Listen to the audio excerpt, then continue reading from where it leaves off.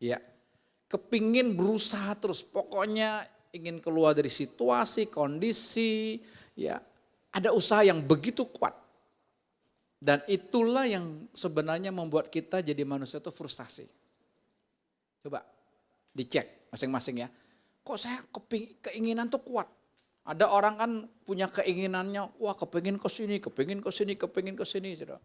Baru ke satu tempat, baru tiba, udah mikirin ke tempat yang lain lagi. Saudara. Kan stres hidup begitu ya. Karena punya banyak keinginan, punya banyak kemauan, mau beli ini, mau beli ini, mau beli ini. Tapi saudara tahu nggak itu dasarnya kenapa? Karena manusia jatuh dalam dosa, maka kutuk itu masuk. Kalau kita membaca Kejadian pasal yang ketiga itu Bapak Ibu, ya setelah manusia jatuh dalam dosa, maka yang pertama kali terkutuk adalah apa? Ular. Itu setan sendiri. Terkutuklah kamu menjadi binatang yang terkutuk, ya. Kamu akan lewat perutmu, kamu akan berjalan dan debu tanahlah yang akan menjadi makanan seumur hidupmu. Betul? Saya berpikir dulu debu tanah itu penderitaan, kesusahan, sakit penyakit itu makanan iblis bukan makanan kita, saudara. Tapi waktu Tuhan bukakan saya bilang, wow. Saudara tahu manusia terbuat dari debu dan tanah kan? Ternyata saudara kutukan setan itu manusia menjadi makanannya setan. Makanya kalau kita bebas dari setan Bapak Ibu, waduh enak banget, betul.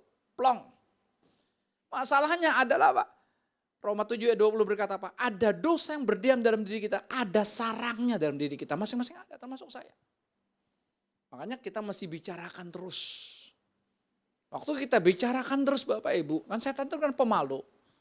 Ya, waktu kita ngomong saudara, dia malu kan, nanti dia keluar sendiri.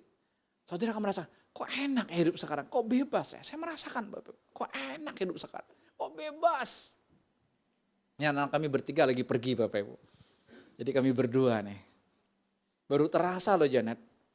Berdua, rumah 2 lantai, gede banget. Berdua doang. Apalagi sama-sama kami ke toko, saudara. Pulang malam, udah mandi, tidur. Ya, itu kutuk kepada setan.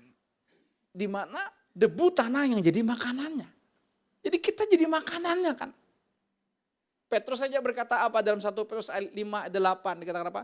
Ingat ya, berjaga-jagalah dan sadar sebab apa? Singa mengaum-ngaum setiap hari. Itu pekerjaan setan. Ya, dia siap menelan, siapa yang siap ditelannya. Itu kerjaan setan, itu kutukan setan. Kutukan kedua turun kepada Hawa. Hawa Tuhan bilang apa? Kamu nanti mengandung sakit, ya nanti kamu bersalinnya juga sakit, teriak-teriakan. Betul gak? Aduh, dok, udah gak mau lagi dok. Tahun depan hamil lagi.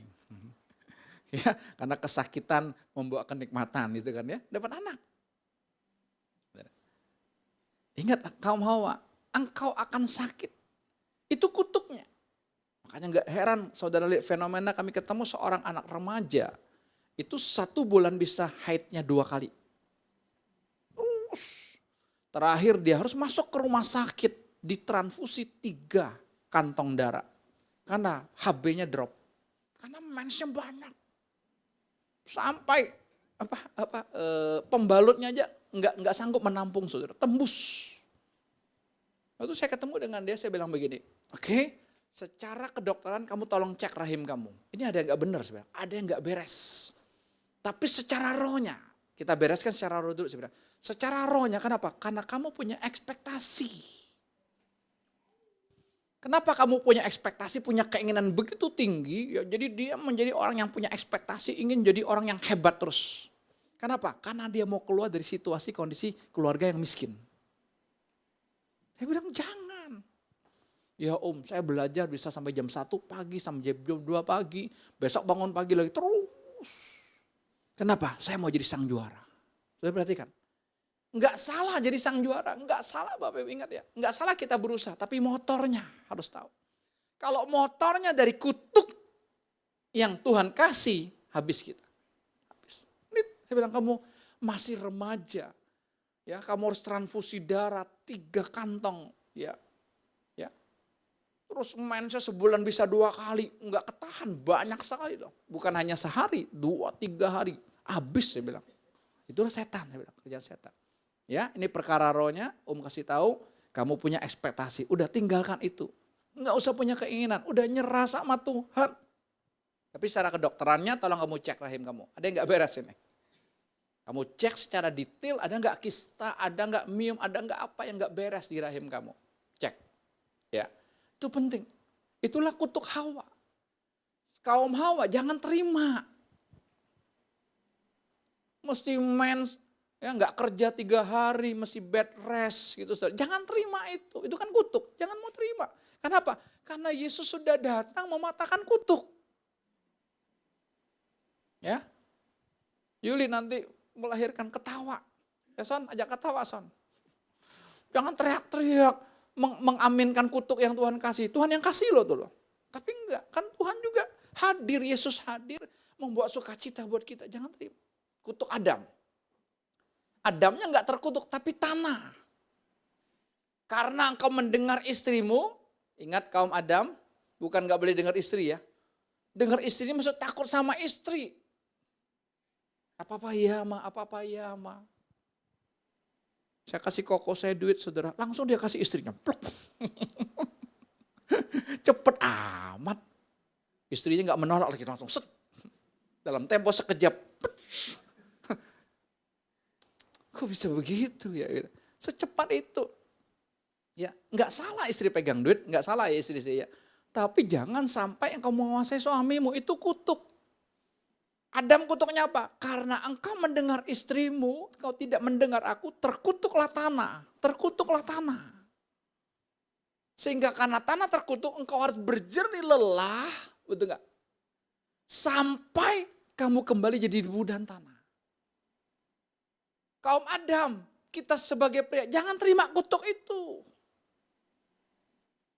Karena Yesus Adam terakhir, saudara, sudah mati buat kita, sudah menebus. Aku datang memberi hidup yang berkelimpahan.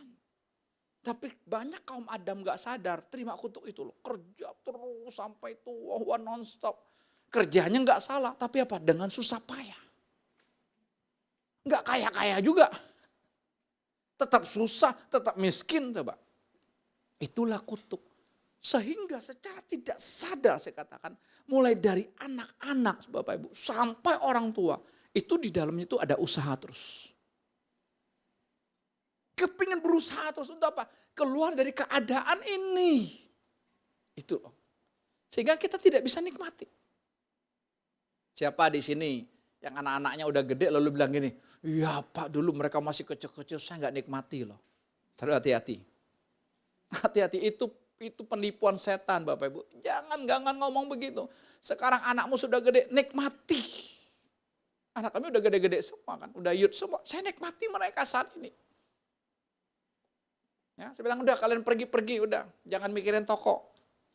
Nanti papa mama aja yang urus gayanya. Nanti saya cerita ya. Kita nggak pernah terjun ke toko, ya. Sekarang langsung terjun ke toko, waduh. Makanya saya bilang apa? Saya nggak sanggup Tuhan. Hari ini saya kasih tema khotbah saya, stop berusaha. Stop. Biar kita nyerah kepada Tuhan, biar Tuhan yang ngerjain semua. Roma 11 ayat 36 berkata, sebab segala sesuatu pertama harus dari Dia. Kata sambungnya dan oleh Dia. Ingat oleh Dia. Kita bisa mengakui dari Dia. Ya Pak pekerjaan ini dari Dia Pak. Ya Pak toko ini dari Dia Pak. Ya Pak rumah ini dari Dia Pak. Ya Pak mobil ini dari Dia Pak. Kita bisa mengakui, mudah mengakui dari Dia. Tapi oleh Dia yang sulit Bapak Ibu. Kenapa? Karena banyak kita berkata, enak aja oleh Dia. Kan oleh aku. Kalau aku gak berusaha kan gak mungkin. Enggak.